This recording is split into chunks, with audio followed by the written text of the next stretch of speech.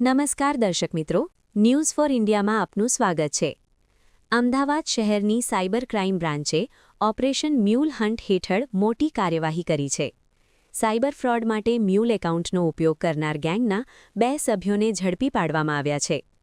સમન્વય પોર્ટલના data analysis દરમિયાન ઉત્કર્ષ bank અને યેસ બેંકના એકાઉન્ટ સામે અનેક રાજ્યોમાં સાયબર ફ્રોડની ફરિયાદો મળી આવી હતી. આ એકાઉન્ટ BFX ટ્રેડિંગ કોના નામે ચલાવવામાં આવતા હતા, જેમાં માત્ર 3 મહિનામાં 4.77 કરોડ રૂપિયાનું ટ્રાન્ઝેક્શન થયેલું હોવાનું સામે આવ્યું છે. પોલીસે ગિરીશકુમાર કોટેચા અને બ્રિજેશ પંચાલની ધરપકડ કરી છે.